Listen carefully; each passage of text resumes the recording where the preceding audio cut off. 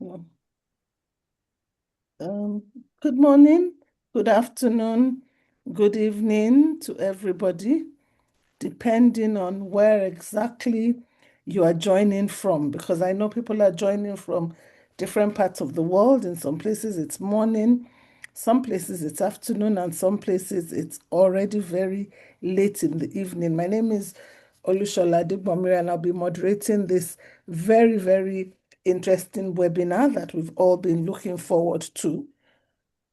We apologize for having to change the date once, but now we're all good to go.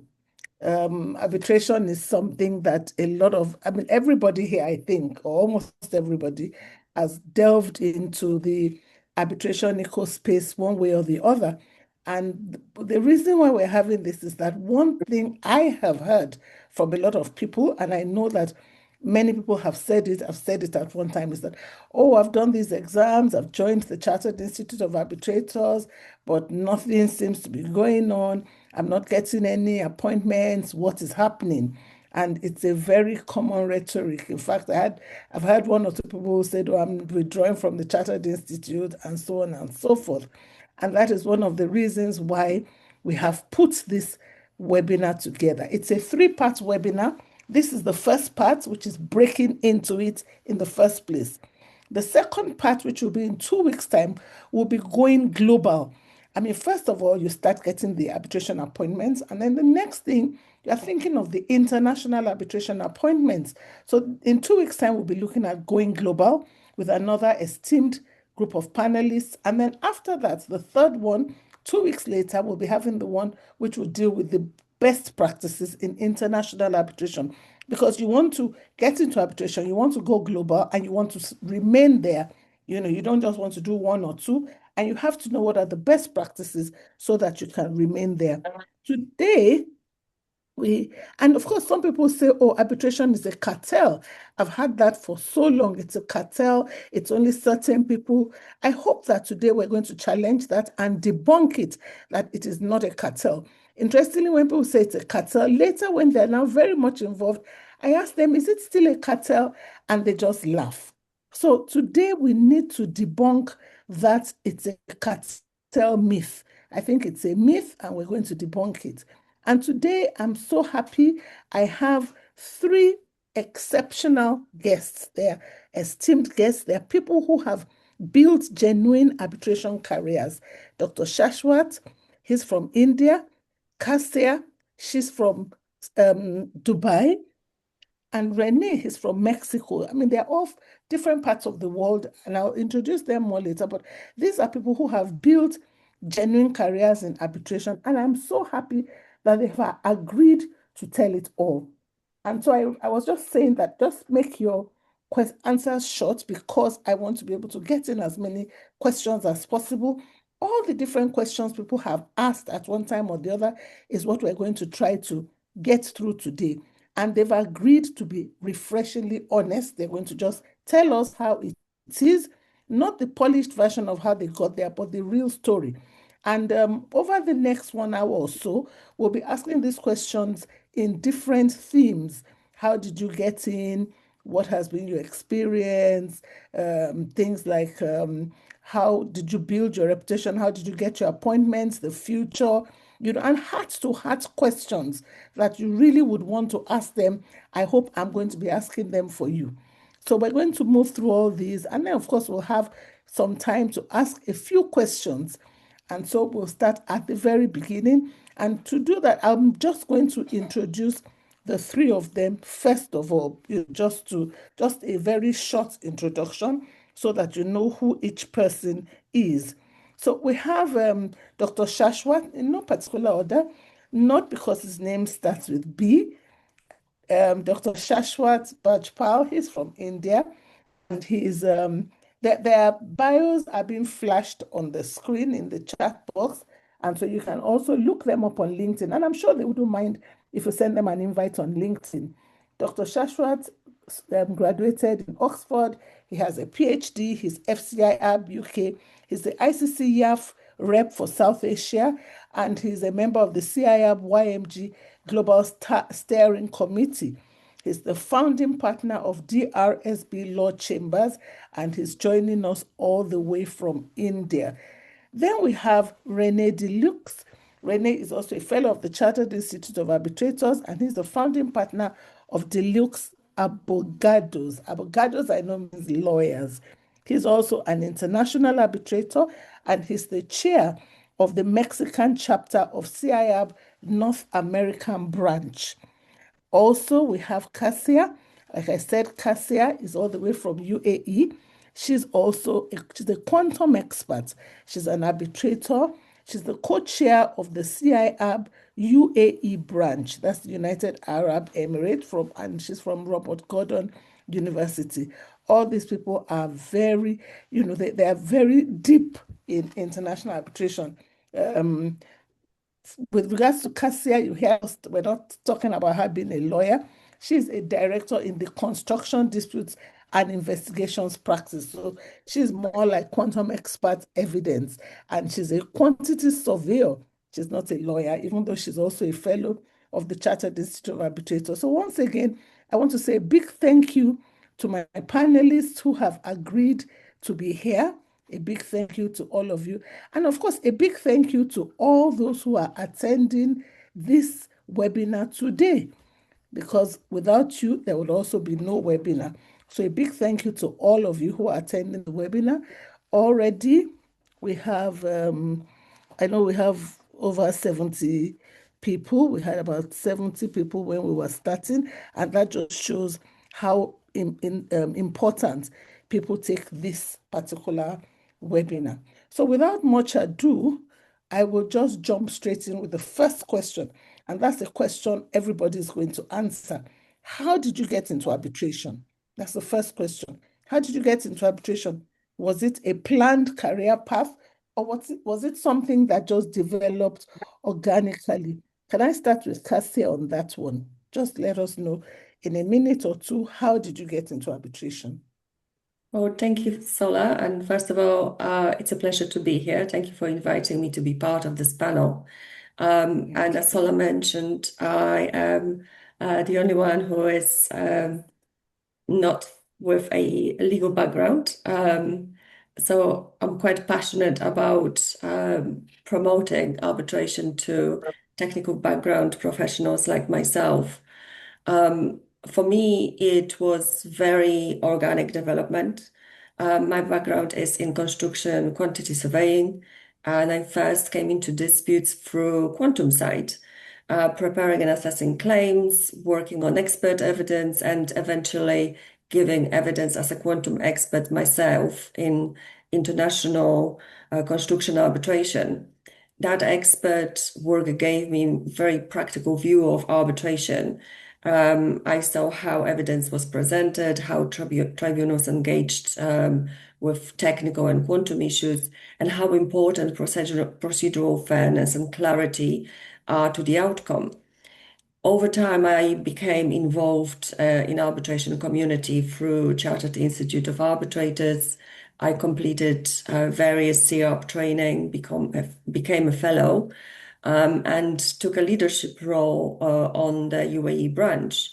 And with that, that led me to meeting loads of arbitrators and led me to my first arbitral secretary role. And more recently, I received my first co-arbitrator appointment through DIAC. So it was not a perfectly planned route from day one, but it was organic progression from construction disputes, expert work, etc., into the arbitral appointment. And with that, I would say that it may have been organic and not planned from day one, but the preparation was deliberate. I kept investing in the skills, qualifications, and visibility and relationships that would make that progression possible. That's one thing I hear, investing in relationships. Let's go to Shashwat. How did you get into arbitration? Thanks, Sola. Good afternoon to all and good evening from India. At the very outset, I must thank Sola, CR Nigeria branch, UAE, North America all of us, India, putting it together and for initiating this excellent webinar series. Thankful to be joined by my co-hosts, stellar speakers, Cassia and Rene. Now, just to build on what Cassia said, nothing can be planned, to be honest. And especially in a career of being a lawyer, nothing is planned. Even though I would say that I'm a third generation lawyer, both my father and grandfather are lawyers. But even then, I cannot say that I planned into getting into arbitration. It's 100% organic. And Siab holds a very close place in my heart for this reason. Because I remember in my second year of law, where I did not know the A of arbitration well, I entered into Siab and joined in one of the seminars as a young member and assisted in the member speeches, etc., so on and so forth. That gave me my first tryst with arbitration. So I believe that the topic today is breaking into arbitration. You can't make an omelet without breaking the egg. So at the very outset, we need to break into something, but we don't need to do it in one split second. It's organic. It takes time. You cannot plan one day that today you're a lawyer, tomorrow you're going to be an arbitrator. It took me years. Today we've had all of us, on the panel today, have had dozens of appointments, but those did not start on the first day. We planned our careers throughout, and today we're thankfully good arbitrators in different arbitral tribunals, either sole arbitrators or in panels, and we're arguing arbitration cases. In fact, I'm doing a lot of construction arbitration cases, and I'm telling you, arbitration in construction cases is completely a different ball game than litigation. So, as I said, nothing planned or organic, and looking forward to hearing from everyone today. Thank you. So I have right from the start, you work at it. Renee, how did you get there? Hello, good afternoon, good morning. Thank you very much, Zola, for the introduction and to the Charter Institute of Thank Arbitrators you. and the branches Thank of you. India, Nigeria, the United Arab Emirates, and the North American branch. Thank you very much. I'm very grateful and honored to be here. Well, I start actually, to be honest, like a disappointment.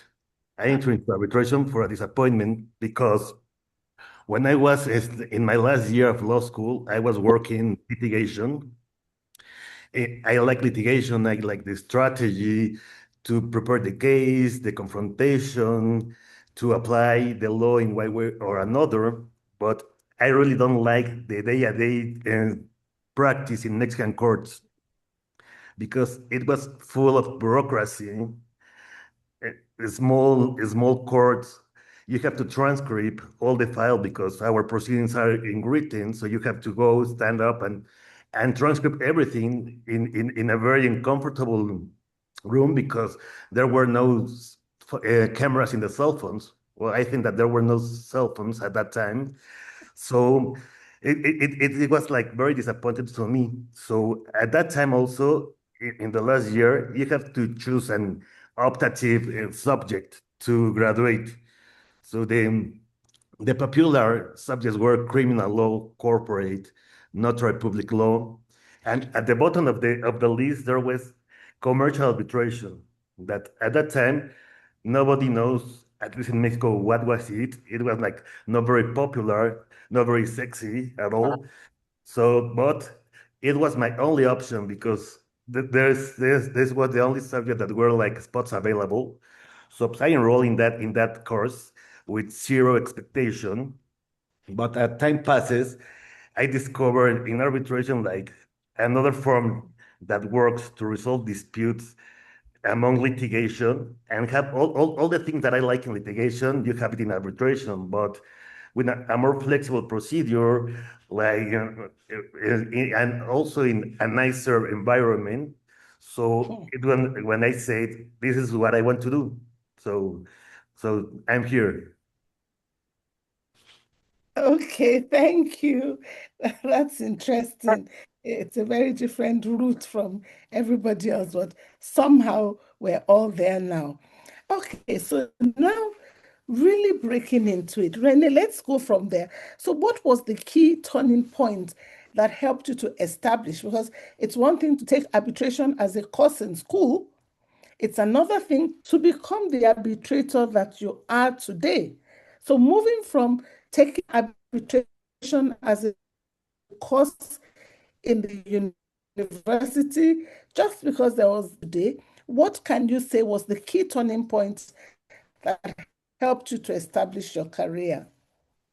Well, as I say, I realized that it was what I want to do. So I looked for a master's degree abroad. So I went to Australia to a commercial degree focusing arbitration. And when I was there, a professor told me, if you're serious about arbitration, you must to look into the Charter Institute of Arbitrators. So she sent me information. I didn't know what was the Charter Institute at that time. So I look at it. So make to Oxford to make the diploma, make the accreditations, and became a fellow since 2009. And then so I returned to Mexico and I said, well, I have done all the steps, follow all the necessary steps, so appointments will naturally come. But the reality was other. They didn't. So I started like get involved in Mexican domestic institutions, attending to seminars, go to every breakfast, every available event. So and then at that time also one of the Mexican institutions launched a new set of rules for small claim cases in a very expeditious procedure. So I signed up for it. So I took the course and I say, well, now I'm ready. So I will have many appointments. And it wasn't true. So I think that the turning point was when I changed the approach that instead of be sitting like waiting for the appointments, I start like promoting the arbitration among the clients, convince them to include an arbitration clause in their contracts, and for that moment, I start like handling a lot of arbitrations as counsel that give me the opportunity to learn about the arbitration that was sitting in my procedures. And it was a good experience because I learned how I like, how I don't like of the arbitrators. And they placed, I still in handling more and more cases, and my name was start like sounding the arbitral community, and until one day the first appointment arrived, and that's what my first appointment arrived.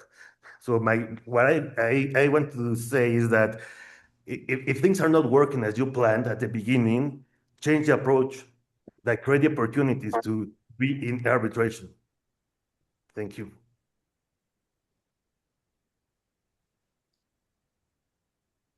You are on mute, Sola. I said that, thank you very much. That's very honest, So, I mean, it's good for other people to know that you really, really have to try and try and try.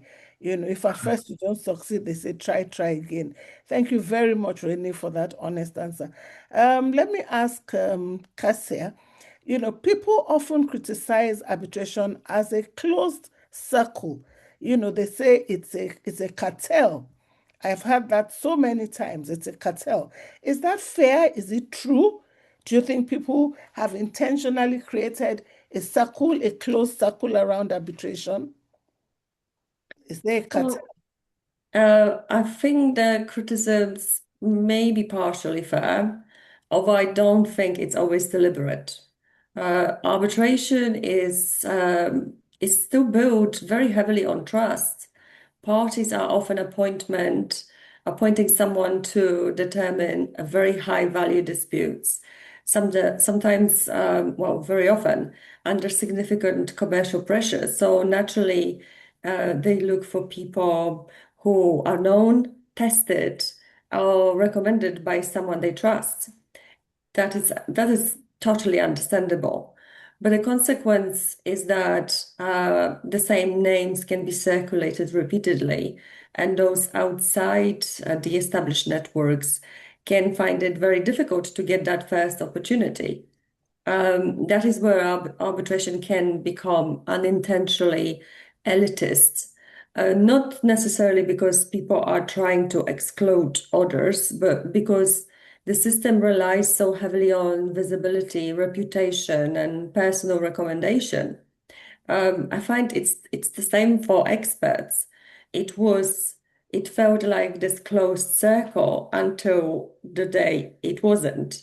But it took years for me to build the reputation, for people to get to know me. So from my own perspective, the first core arbitrator appointment for DIAC did not come out of nowhere either. It was the same as with the expert appointments. It was built on years of the dispute work, expert work, CRP involvement, the arbitral secretary experience, and continued visibility in the community. So yes, the merits matters. There is no question about it. But merit alone is just not enough if no one knows that you exist and no one knows that this is what you're interested of doing. This is something that I was making mistake because as an expert and being surrounded by legal background arbitrators, I kind of thought for years it was a dream of mine to do this, but I felt that maybe I'm somehow not deserving. There is so many people better with better qualification, better experience, and I never actually voiced the fact that this is what I want to do until an arbitrator who is also a friend in a very casual conversation mentioned that someone approached her for arbitral secretary role. And I said, oh yes, this is something that I would like to do sometime in the future. And she was so surprised. She almost explained saying like, do you actually want to do this? Then why don't you ask? And this was like a breakthrough for me because I thought, okay, well, actually, if people don't know that this is what I want to do, how could they even consider me? So I think just going back to the question is the challenge is not to widen the circle of the arbitration, but without lowering the standards. So we still focus on the excellence, but also create more deliberate pathways for the new arbitrators to be seen, tested, and mentor or appointed. Thank you very much, Cassie. I mean, in just this like 30 minutes, we've heard developing capacity because Renee said he went to university all the way from Mexico to Australia, joined the CIAB, all that, and attended courses and courses. And Renee and Cassia is talking about visibility, relationships, being tested and trusted. And that, yes, it might be a small circle, and she gave the reason why, because people don't want to entrust such high volume disputes to people that they are not sure about. And Shashwat had talked about working hard, getting involved, attending this, doing that, just giving service. And all those things have led to where they are. So I don't think any of them have said it's easy to break into. They have all been through what a lot of us have been through and what a lot of us are going through. So Shashwat, let me ask you a question. What do you think are the biggest barriers for those who just are coming in? Everybody has been saying it's difficult to break into arbitration. Cassia has admitted that to a certain extent, it might be a closed circle, but not intentionally so. So, what are the biggest barriers facing those who are just trying to break into arbitration? Thank you. Thanks for that. I'll actually build on what Sia said. See, arbitration, I would say, has a reputation of being difficult to enter because of one very simple reason. And that's where I build on what Sia also said. We economists sometimes call it the trust paradox. To get appointed, you need experience. But to get experience, you need appointments. So that's it's the professional equivalent of being told you need work experience to start an entry-level job. That's the way it works. And that's the fortunate or unfortunate situation. We must understand. See, unlike, and I was starting to, say this and propel this to my associates who also work with me. We must understand that unlike litigation, where courts assign cases, arbitration is a private system of parties. Parties are entrusting millions of dollars and sometimes billions of dollars to one's tribunal, to a possibly a sole arbitrator. And whenever significant commercial interests are at stake, obviously clients naturally gravitate towards familiar names. It's not that one is less experienced or more experienced or well known or more known, but that's the feeling that the clients ultimately will have. So that's one, and that's where I build from what Asiya said. Second, the big barrier is visibility. Arbitration, as you also rightly put it, some people call it cartel. It's a relatively small global community, a closely knit, well-knit circle. Decisions about appointments often happen through professional networks. Kasi knew a friend who was well known in the professional circuit. Rene knew, I know. So it has to be from that person that we get the first appointment or get the first case or get that first visibility for people to know that you're in this circle. I remember I was doing arbitrations for a better part of, a couple of years before I got my first construction case. I love construction arbitration. And I got that first case through a friend of mine whose friend was apparently working for a construction client, an EPC contractor. So, it's all about visibility. As Sia rightly pointed out, you should know where you stand. People should know where you stand. And decisions about appointments, to reiterate, will happen through the professional networks built over years. It will not happen through some public recruitment process. So these two are the basic barriers that sometimes become a barrier for newcomers. So they need to appreciate in order to overcome it. Thanks. Thank you. I'm hearing so much about relationship. Rene had his professor. Cassia had her friend. Bashwat had his friend of the friend in the construction industry. It tells us one thing, that people are important. You have to have mentors or friends who are going to hold your hands as well. And so it's something to think about. It's not just that, oh, it's a circle, but people need to know you and they need to know that you can do what they want you to do and that you can do it well and that they can trust you. So those are important things, that a person who wants to get in. But you talked about, we've all talked about being visible. How can one be visible, Shashwat, since we're still talking about a young practitioner, getting in, the barriers? Is there anything, any of the people, and even though we say young practitioner in the sense of young in arbitration. So a 70-year-old may be a young arbitration practitioner. So I'm saying, what can a young practitioner do in the next 12 months? What can I do in 12 months to, let's say I set a target for myself. In the next 12 months, I want to get in. What can I do? Well, I don't want to be held liable if my answer doesn't get you after 12 months, but Money back guarantee. I just want to put in speaking from my experience, and I'll give my experience, especially from the one institute, the Chartered Institute of Arbitrators, of course, the India branch in my case, from where I started. And I say this, guys, don't wait for a formal invitation. We need to start, everyone who's wanting to fulfill it, we need to start engaging consistently, even if it's small ways. I'll give you my analogy. Let's start by showing up. A simple act of showing up to CRB events, to other institution events, to other arbitration events, that's the learning platform. That's where people see you and you get visible. They are entry points. Many active members today, I remember, simply began by being regular participants. Whenever you show up, show up consistently, people begin to recognize you. And second, I would say move from the passive attendance to active participation. There'll be times where you would not know anyone, but move on from that passive to active participation. After a couple of events, take that next step. Ask questions, follow up the speakers, engage in discussions. A simple act like sending a LinkedIn post, thank you, I met you, it was a pleasure meeting you, so on and so forth, really reflects on what you've done during that period. Thank you, Third, Shak. That just is so key. It's something I say all the time. Show up, show up, show up. Just come. when you come today, tomorrow, in 3, 4 times, you will know at least one person.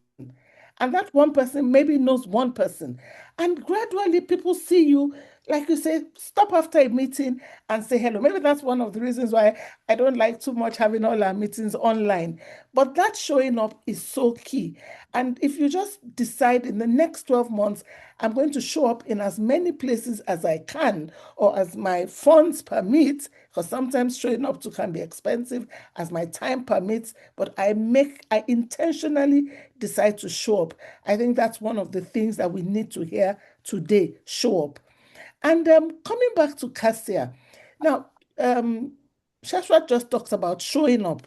So let me ask you, how important are these networks, the tribunal secretary roles? And I'm also asking tribunal secretary because you talked about your tribunal secretary role, conferences, publications, all these things that Shashwat talked about. How important are they? They incredibly important.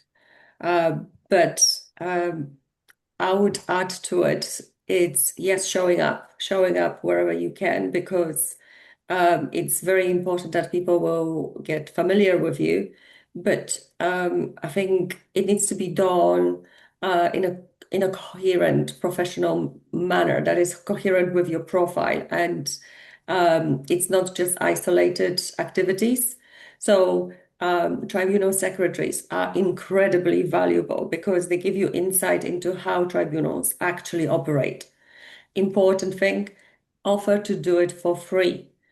And it's invaluable experience that you can get.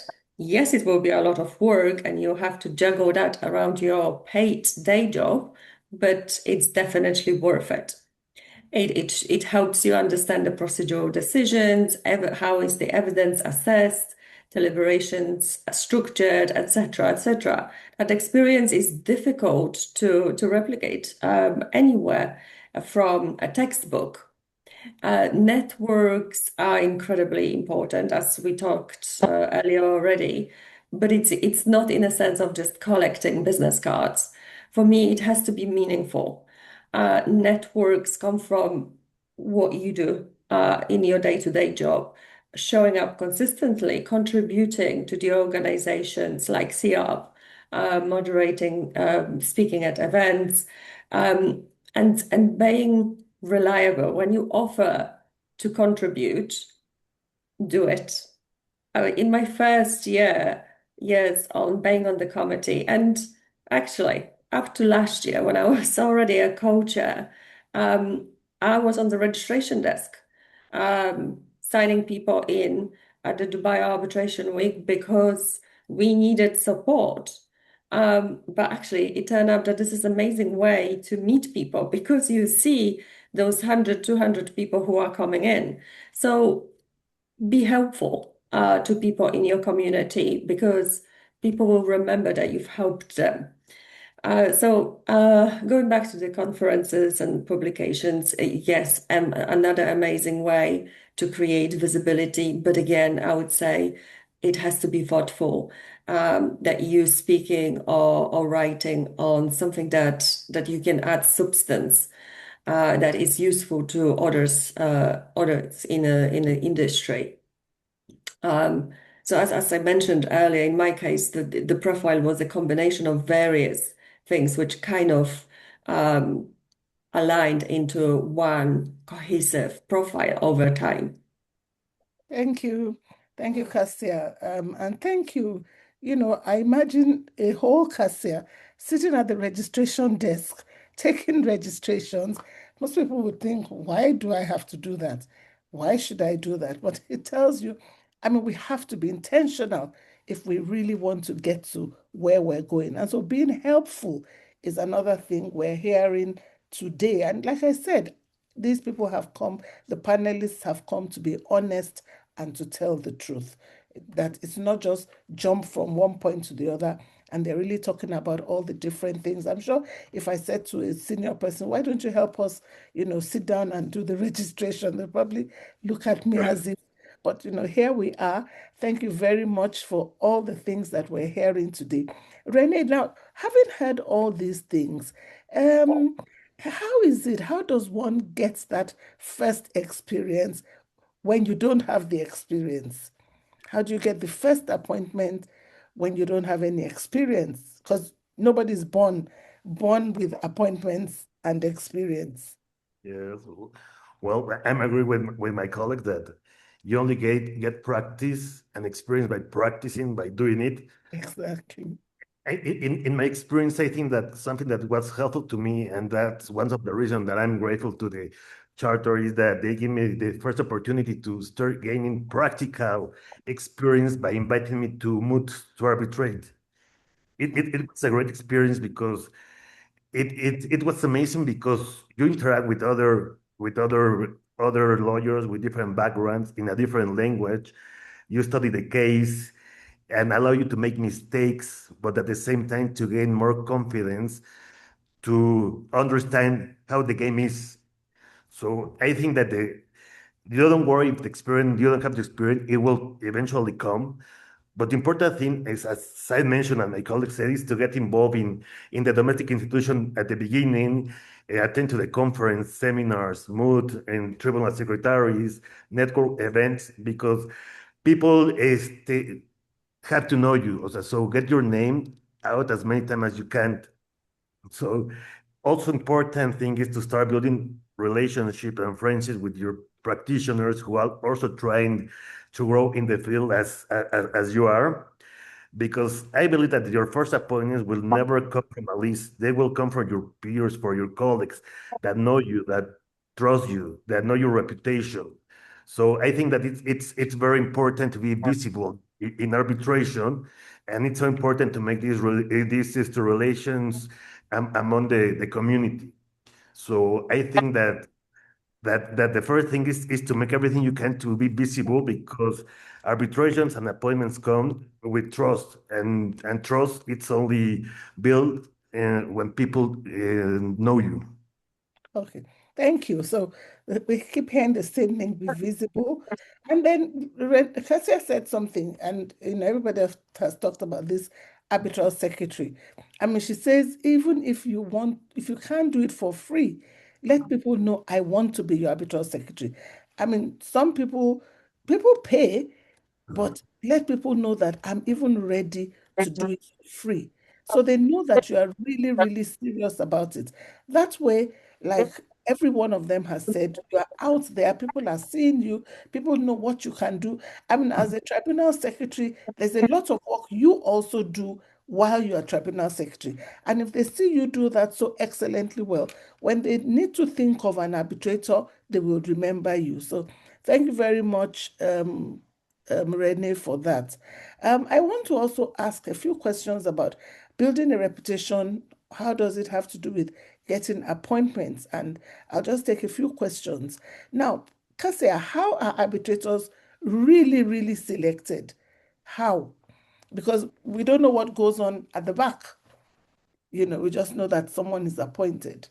What goes through the mind of the appointors, if we can put it that way? So, from what I've experienced and what I can see, the arbitrators are selected through a mixture of which is trust, reputation, subject matter fit, availability, independence, and visibility.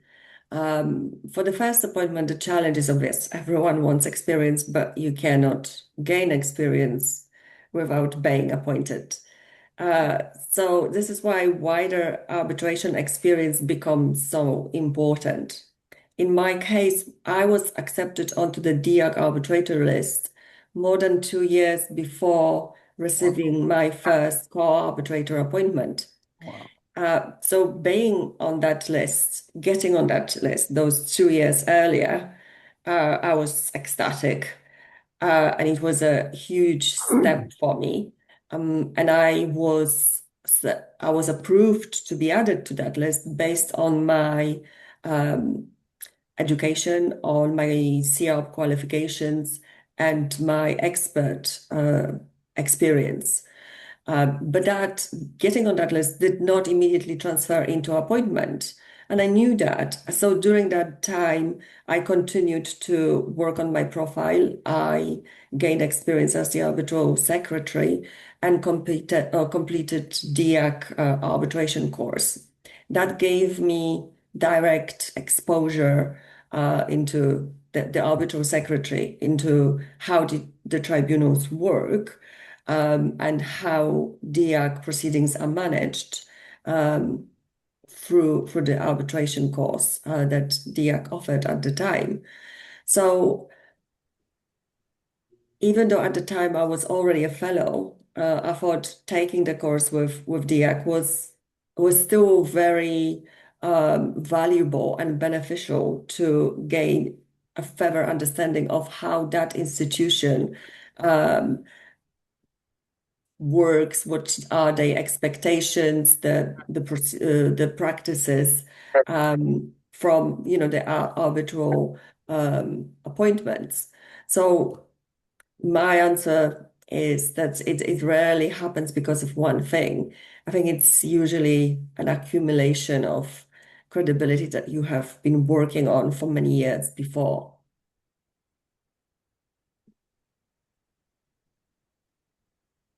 You're on mute, Sola. You're on mute. While you're waiting, keep walking and waiting. You've put your name on, applied to so many places, your name's on their list, on their panel, but don't just wait and say, my name is there. While you're waiting, keep working, keep developing yourself, keep looking for where you can contribute. Thank you very much. And quickly, let me ask Renee, what common mistakes do you think can damage an arbitrator's reputation early when you are just starting? What are the mistakes people may make and cause a problem that would last a long time? Well, thinking back in my first appointment, I think that I made a lot of mistakes because when you're inexperienced and you're not used to do the proceedings, you're like very cautious. You become very cautious. You don't want to upset or irritate the parties. So you try to make everything perfect. So maybe you're afraid. You hesitate when you're taking decisions, maybe grant unnecessary concessions to the parties just to both be happy. But this excessive precaution, it hurts the process and make you still losing the control of the proceeding. That is what you can let happen. But the good news is that you can be better with these mistakes with time. But I think that the most serious mistake that a young arbitrator can make is to be unprepared, to demonstrate like pure judgment, and most importantly, to be lack of independence and impartiality. Because I remember, as Professor Carrer once say, it said that your reputations begin before your first appointment. Mhm. Notice how you write, how you treat others, how you meet deadlines, wherever you remain calm with pressure. So your reputation travels ahead you, and your name is your brand. So you must act accordingly before since the very beginning.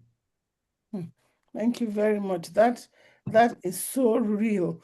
Your name travels before you. You must work on your reputation even before your first appointment, because like everybody has said in the beginning, it's a small community. And so one has to really work on those type of mistakes that have to do with integrity and so on. Let me ask Dr. Shashwat, do you think prior experience is overemphasized?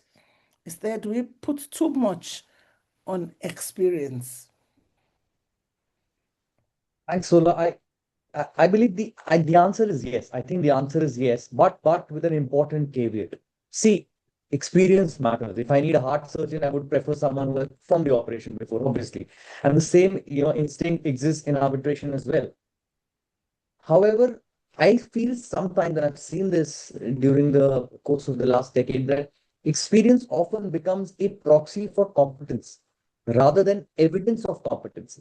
Sometimes parties focus excessively on how many appointments a candidate has received, instead of actually asking whether that person possesses the quality, the qualifications that matter.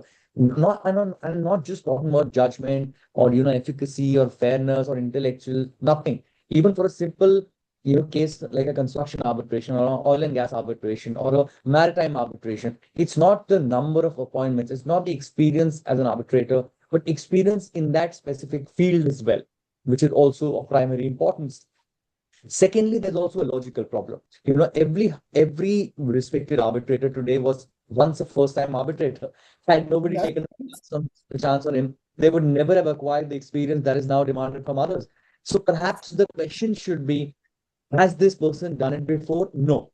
But does this person have the ability and the skills to do this well? That's, possibly, then balancing reliability with renewal.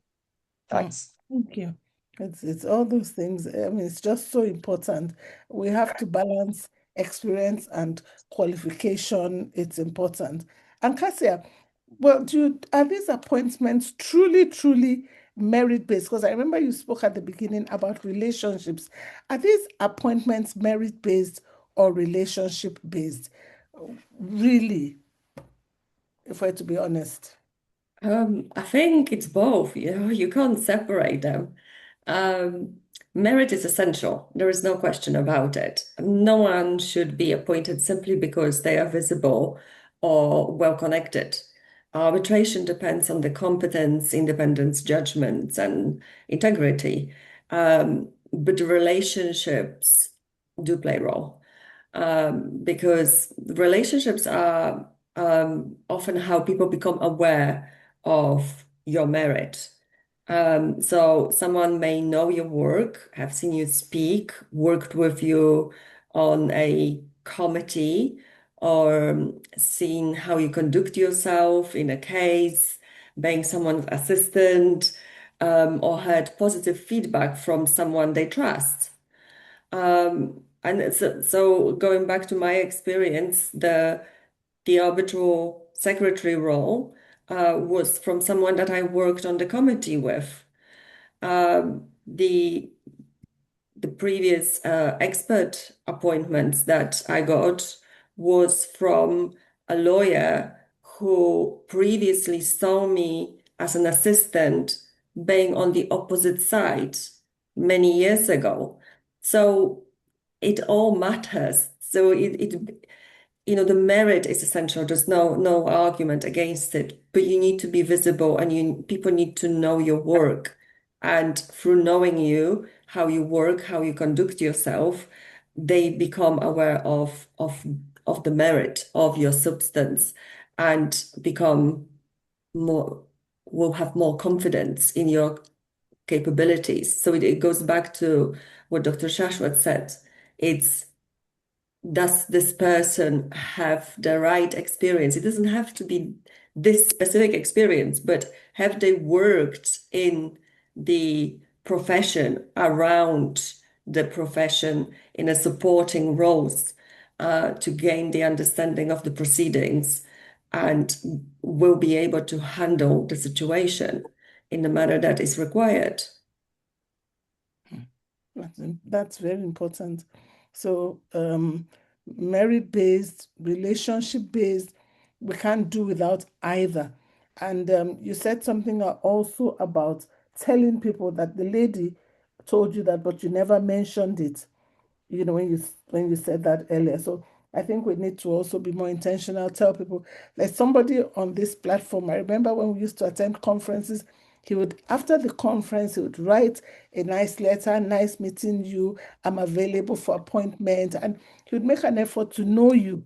And I'm sure he's smiling because he knows I'm talking about him. And today he's doing very well, but it was very intentional. So I agree with what you've just said. And I hope that we're all gaining a lot from what we're hearing, because I think all our panelists today are just being very honest and telling us the truth. And I think these are truths that we could also use to get there. I'm just going to ask each person one question on the future of arbitration and opportunities that exist. So, Renee, what do you think? Do you think arbitration is becoming more accessible to younger practitioners, to women, to underrepresented groups? Do you think there are opportunities for them? Sorry, you're muted. You're muted, Renee.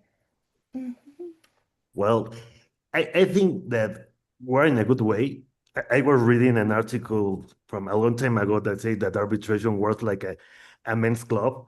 So I think with time, with the effort of institutions, the effort of practitioners, we're changing that. We still have a long way to go, but I think we're getting to that. So I think, and in my experience, or what I try to do to collaborate with that is, for example, in my frame, when there are small arbitrations, I try to appoint younger arbitrations, so to give the opportunity to be in the church, to gain experience that. So that's what I try to do to contribute to the cause.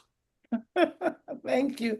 And that's why I asked you that one, because you are also in a position to appoint. So it's good to know that you actually do consider the younger arbitrators when you make your appointments.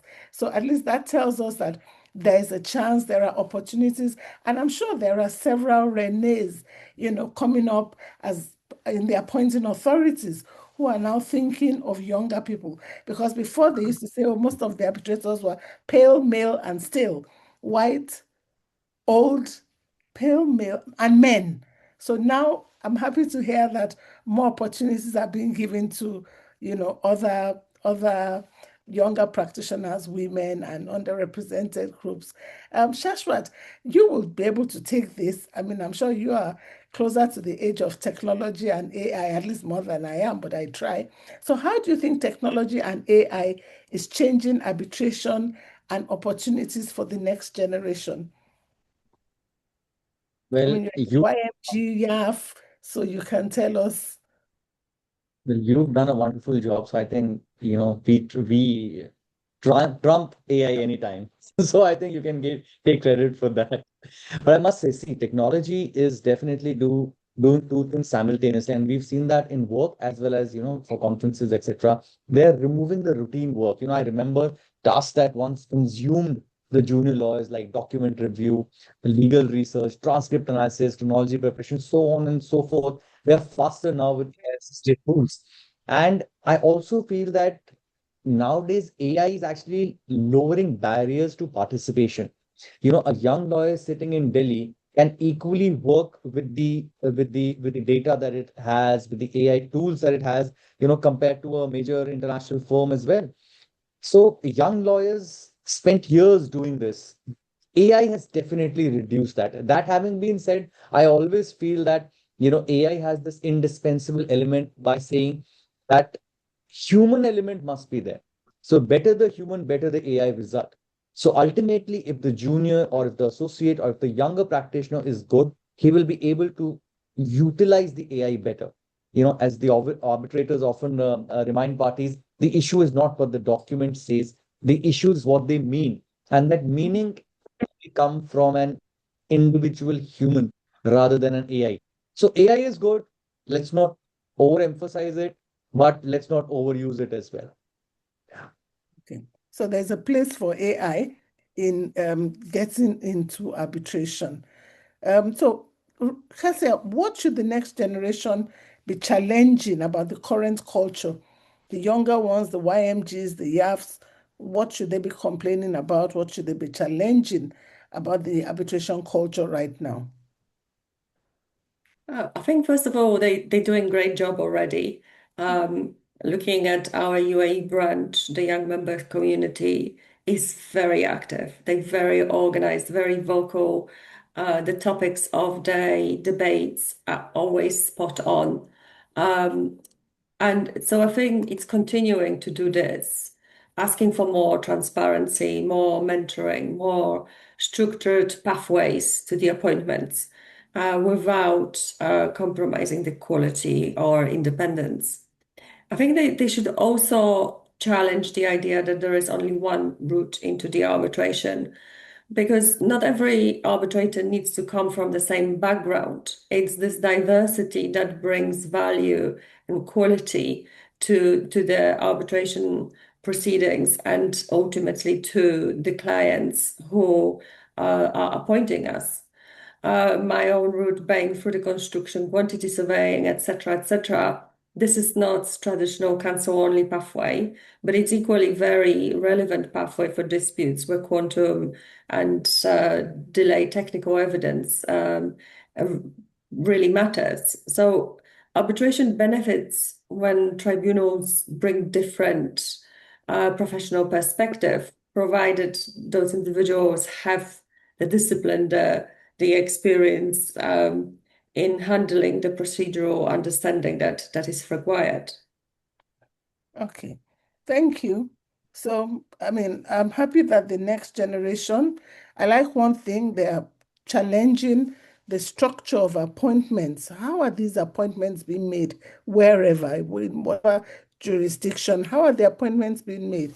And we need a very strong YMG, a strong YAF, stronger young members groups to stand and to challenge these appointments and all these things going on. And I hope, I'm happy to hear that they're doing that in your place, and I'm sure they'll be doing it in other places as well.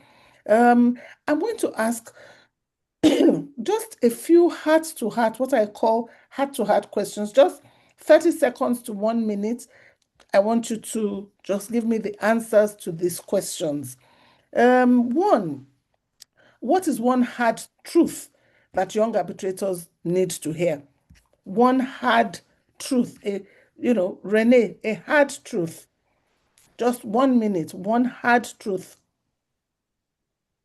Well, I think that a hard truth is if you're serious to take this path, you have to understand that it will be a race of endurance, of resistance, because there will be frustration sometimes for not being appointed. You will have to invest your money, your time, your energy attending to these seminars. Maybe nobody talks to you, maybe not even remember your name. So I I think there will be moments that you doubt, you hesitate if that, and ask yourself if you are doing well, if it's worth it.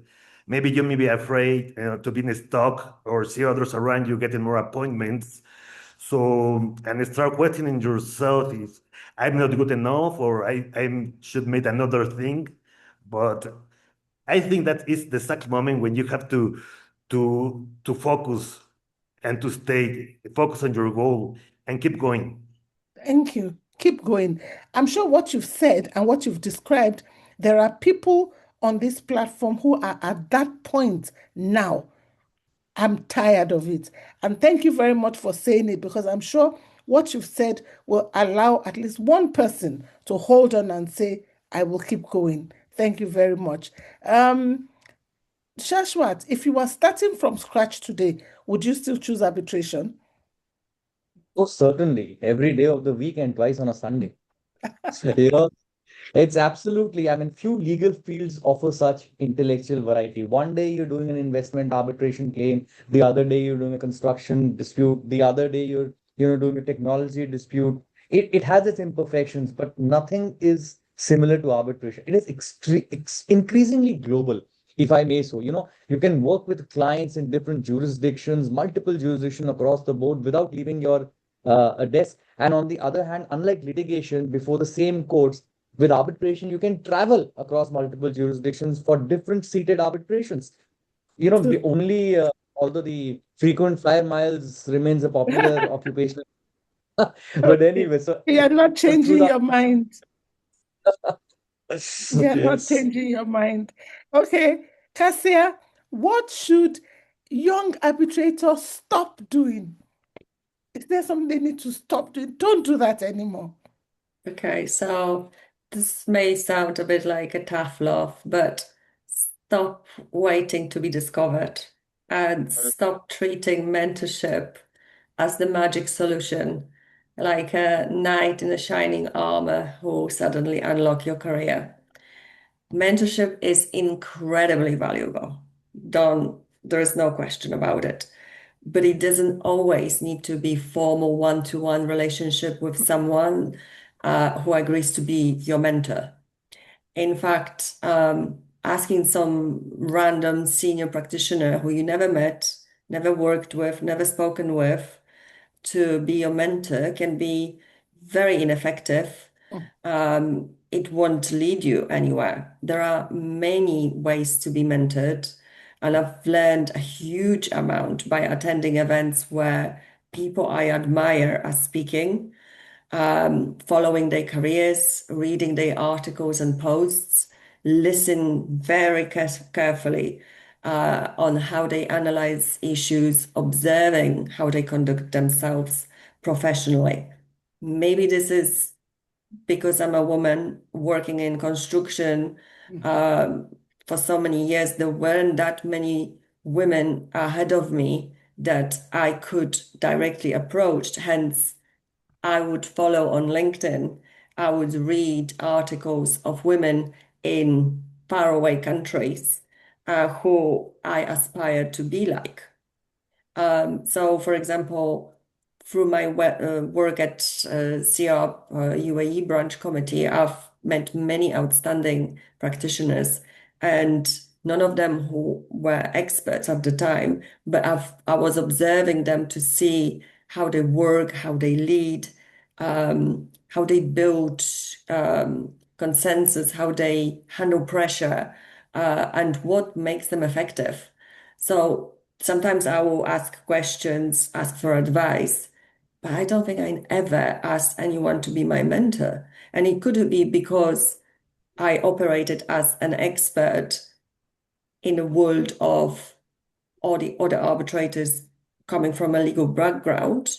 But don't get me wrong, just by observing other practitioners, I've learned equally just as much. So my advice would be stop looking for the perfect mentor and start learning intentionally from the people around you, from the people far away. There is no barriers. Nothing is holding you. Mentorship can be happening through the exposure, observation, collaborations. And another thing I would say, stop chasing visibility without a substance. Speaking, posting, attending conferences, they are very, very important, but it has to be a real contribution and real expertise. So, and the final point, I think, is don't think that the first appointment is the finish line. It's just the beginning. Thank you. I mean, I think we all agree that we're hearing some things that we will only hear in the closet with our close friends. You know, the things that are being said today, they're not things that you will always hear in public. And again, I will continue to thank Renee, to thank Cassia, to thank Shashwat. Thank you very much for just pouring out of yourselves, you know, the hard things you've also been through. It's not all glamour as we sometimes see on LinkedIn. There's a lot of hard work that has gone through. And if you're at that point today, you're thinking of giving up on arbitration, you know, maybe the person that you have chosen as your mentor does not seem to have your time. You know, maybe you need to start rethinking mentorship the way Cassia has said. I mean, there's so many things we've heard here today that I'm sure if we were to go back and start rejigging our plans and being more intentional, things will start changing, and we'll give ourselves maybe a 1 year plan, but we'll see things start changing from now. Another question. Anybody, what matters more today? I think we've talked about it, but let me just ask. Excellence, visibility, access to the right people. What do you think? You know, I mean, we've heard that excellence is important, visibility too is important, access is important, mentorship. Is it that everything is important? Can you do without any? I think everything is important, as you said, but excellence has to come first. Without excellence, nothing else really matters. But excellence on its own is not enough, because if no one sees you, no one knows how excellent you are. There are many capable people who will be outside of the appointment cycle because no one knows about them. And if it wasn't for that random conversation I had, I would be out of that because no one knew that this was my ambition because I was afraid to speak up about that. So excellence, visibility, and access, of course, but just say yes to things. I know this sounds really corny, but if the opportunity comes, just say yes, raise your hand and be helpful to people around you because they will remember that you volunteered and you actually were reliable in producing the work. And through that, even if it's volunteering work, like through the committees, people get to know you as a person, which then translates into them being confident working with you professionally. Yes, thank you very much. The biggest myth, what are the myths? What do you think is the biggest myth surrounding arbitration? Renee, what do you think is the biggest myth? Are there myths around arbitration? Well, I think that the actual myth that was, but also changing, is that it was exclusive just for a bunch of lawyers, only for some special cases. For instance, in Mexico now, with our judicial reform, arbitration is becoming an alternative, the only alternative, because nobody wants to go to court now because the judicial reform now is in a process that it has a lot of uncertainty. So I think that the myth that arbitration was special or something, it's I think arbitration is becoming the new way to resolve disputes. So we have to make it right, make it efficient, and try to make it costless. Okay, thank you. And finally, in closing, because we need to have time to allow people to ask questions, I'm just going to ask you one question each. Quickly, Cassia, what is one thing you wish you had known earlier when you started in arbitration? Patience, patience, patience. I still remember something that an expert that I was assisting many years ago said to me when I thought I knew it all and I wanted my expert appointment. And he said to me, I was an overnight success, but it took me 30 years to get there. Well, And I thought, okay, there is a lot of truth to that because when we're young, we think, I already know everything. Why can't I get where I want to get? And it's only through the experience that you gain, you start to understand the amount of learning there is to it, the amount of experience that you are still to gain. So the 30 years overnight experience just happens to all of us. And I think it was said before, keep at it, don't lose trust. It will happen. Just be intentional in where you want to get. that's a very tough one. Patience, the big P. It took me, I think, 12 years after I became a fellow to get my first arbitration. Patience. And I hope that we're all listening to that patience. Many people have left, their pursuit of arbitration and gone somewhere else where maybe after 2 years, 3 years, your name is on a panel, you haven't heard from them. Patience is one thing we all need to learn today. Renee, if you could give one piece of advice to somebody trying to break into arbitration, just one piece of advice, what would you tell the person? Very quickly, well, I think it's not an advice because I can give advice, only share my experience or what happened is, as Cassie say, patience, patience. Say yes to everything, even you think you are not ready, and keep learning, keep trying, and quickly, I'm going to conclude with this quote that I heard from Tom Brady, that was a 7 times Super Bowl champion. That he says something like that I think that it fits to this webinar perfectly. It says something like, to be good or successful at something, the truth is you don't have to be special at all. You have to be consistent, determined, and willing to go for it. So Mm, thank you. Same thing. So patient, willing, determined, willing to go for it. And of course, that takes a lot of developing oneself. And Dr. Shashwat, what should those attending this webinar, what is the next thing to do after today?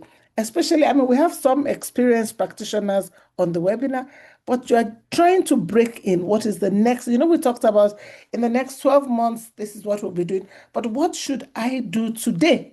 After this webinar, what do I do? Well, I would love to get some arbitration in the next week from all the participants, but that's for a different. I wish, don't we But all?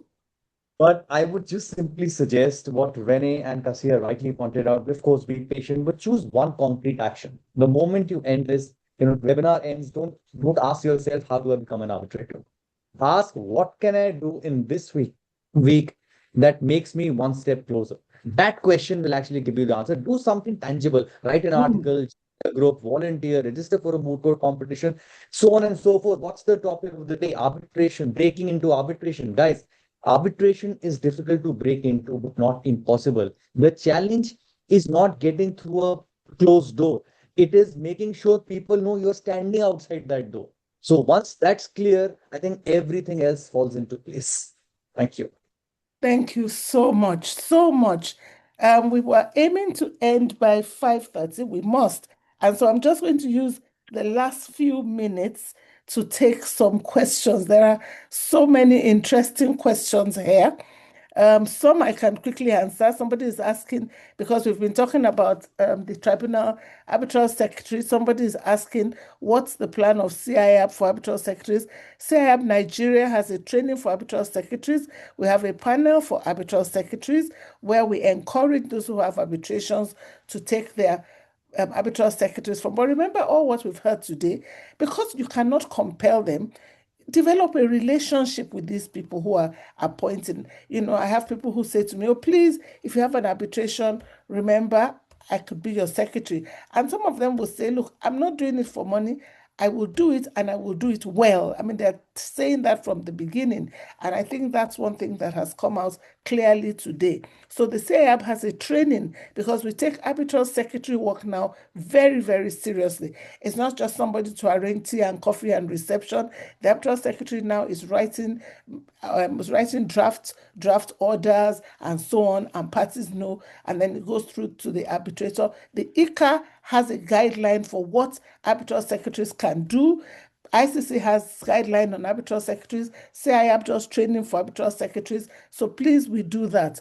I'll just try and look for some questions because there are quite a few questions here. Okay. Someone says, what role does SEA play to ensure that arbitral secretaries trained by it are utilized? Do we maintain a database? Yes, we maintain a database and we encourage. So whenever an appointment is made, we also encourage them, even in writing, to say, please, we have a panel for arbitral secretaries and we encourage you. And many times people have come to pick arbitral secretaries from that panel. You need to be busy doing good work out there before you can say all you want to be is an arbitration practitioner. Yes. My worry is that arbitration is fast moving away from the origins of being the business person's solution and transforming into the technically limiting solution. You know, I don't know, maybe because sometimes people still go to court after arbitration, but I think the more we train, the more we hear these things, you know, people will understand how arbitration really works, you know, and then, somebody is asking, what is the importance of specialization? Shashwat, can you answer that? The importance of specialization. How does that play in this breaking in? You know, Cassia, for example, is specialized in a different field completely. I would 100% agree with specialization. I mean, arbitration is a huge domain. And I, for example, specialize in construction arbitration, oil and gas arbitrations, EPC arbitrations. So that has really helped me to further myself into arbitration. If a jack of all trades and a master of none, that's the answer. If you are specializing in one area, you might as well utilize it to further your agenda and further yourself. I'll just let it go around because this person wants to know about different jurisdictions. How has the court assisted in the promotion of arbitration in the speaker's respective countries? Because, of course, if the courts encourage arbitration clauses to work, then there'll be more arbitrations for people to be appointed. So, Shashwat, how has the court assisted in the promotion of arbitration? Two quick flat answers. One, of course, the appointments. The appointments happen through the institutions like DIAC, etc., and through courts of younger individuals now. Earlier, it was more of, retired judges, retired arbitrators, so on and so forth. So that's where it has helped. Secondly, and more importantly, arbitration as such, I would believe, has definitely become better, especially I can give an example of India, is by enforcement awards. The moment you say that more awards are enforced, you become a more arbitration-friendly jurisdiction. Therefore, you have younger practitioners and, of course, experienced practitioners coming into that fray. So, you're on mute. Renee, how is it in Mexico? How are the courts helping or not? Well, actually,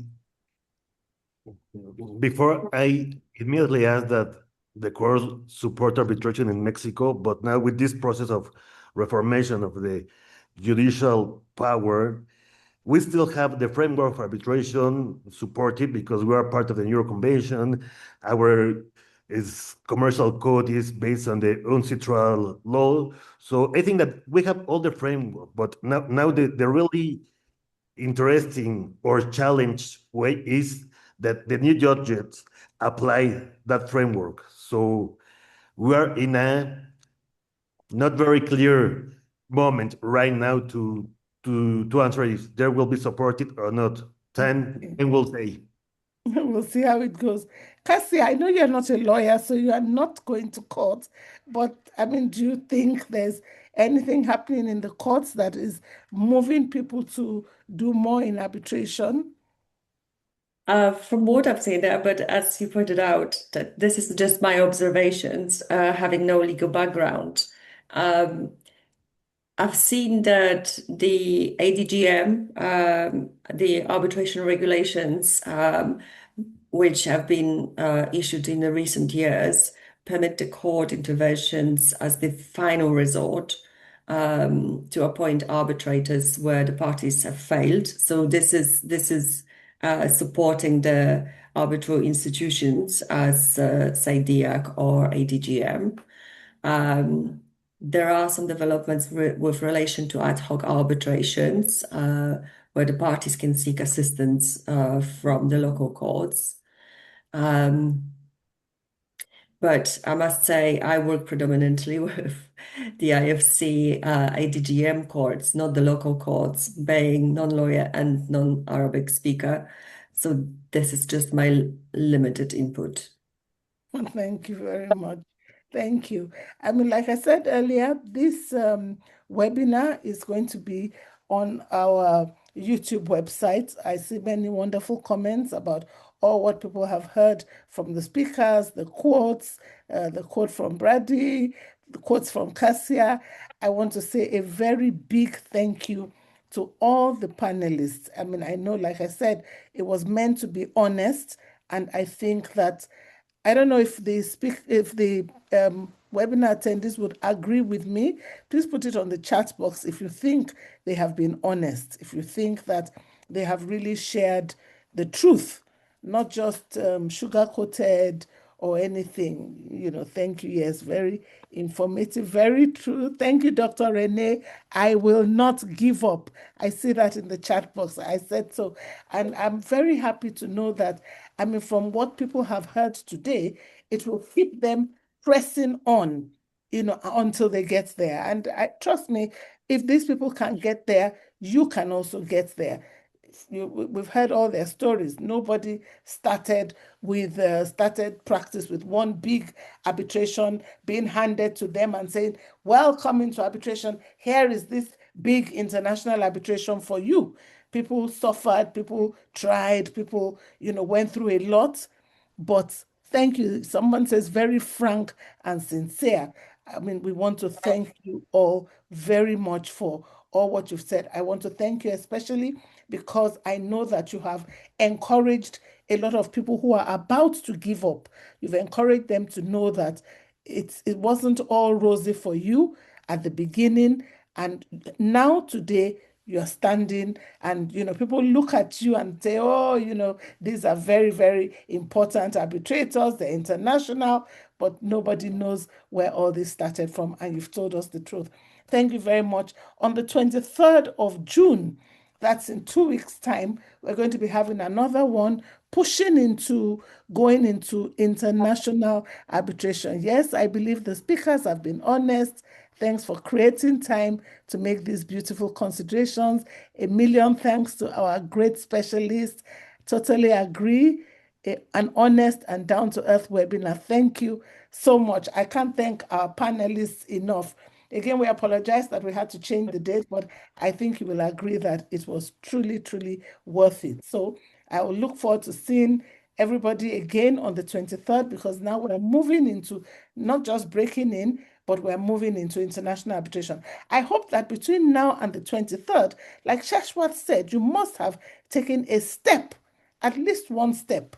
Maybe you're going to look at your LinkedIn profile. Maybe you're going to write an article. Maybe you're going to attend a meeting. I remember you started by saying just show up.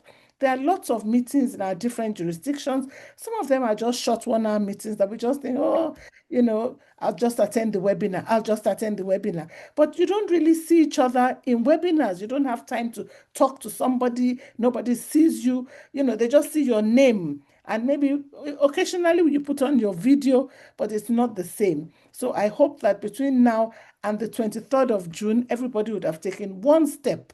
Overnight success took 30 years, but I believe that if we're focused, if we have some patience, we will get there. Once again, Renee, thank you so much for agreeing to do this. Thank you, Shashwat, for agreeing to do this. Thank you, Cassia, for agreeing to do this. I'm sure you all see yourselves that you've touched a lot of lives, and that's what we're all about on this side of earth, to touch lives. Thank you for touching lives here. I have really benefited from this webinar myself, and I am already looking forward to the next one. I want to thank the people at the back end of this webinar who are working to make sure everything is going well. Thank you very much, Dr. Belusi and everybody else, Julia. And, this has been a great collaboration of the CIAB, different families of CIAB. CIAB North America, from where Renee is the chair of the Mexican chapter. CIAB Southeast Asia, from where Cassia is co-chair. CIAB India, from where Shashwat is in the leadership in the YMG and in YAF. It just shows. Pardon? Did I miss something? It just shows what we can do when we all come together. And I'm looking forward to much more collaborations like this of, CIAB families working together and just helping the whole world to come together to see how we can better improve. There was one question, I have about 6 minutes each, and I'm hoping we're going to do something on that, especially even as a CIAB global webinar as well, and that's mediation. Somebody was asking, what is the place of mediation? Fortunately, the CIAB now has a guideline called mediation during arbitration. So that's to show you how much emphasis the CIAB is placing on mediation during arbitration. So in one of our next global, I'm going to call this global webinar. In one of our next global webinars, we will be looking at the place of mediation, and perhaps even in this next 2 series, we'll look at the place of mediation for somebody who wants to break into arbitration, breaking into mediation, breaking into ADR. We'll be looking at the place of mediation because that's a question somebody asked. So once again, a big thank you to all those who attended. I mean, almost 300 people are here. If you have a room full of 300 people, that's a lot of people in a room. So thank you very much for all those who attended, for your participations, for your comments. I mean, everybody had something to say.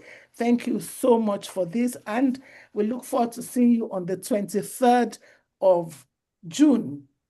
I always say we'll leave this chat room open for a while, even if we cannot exchange anything in real life. At least we can look at names in the chats and decide to say hello. And of course, please, can I say to them that they should connect with you on LinkedIn? Cassia, can they connect with you on LinkedIn? Oh, my pleasure. Renee, can they connect with you on LinkedIn? Absolutely. Shashwat, can they connect with you on LinkedIn? Dare not say no to that. And they'll be saying, oh, we e-met at the webinar. And so please connect on LinkedIn. It would be We are great. really happy to have you as a moderator. I must say this. I think both Kasia and Rene will agree to that. Thank you for the moderating, please. Thank you. Thank you very much. Thank you.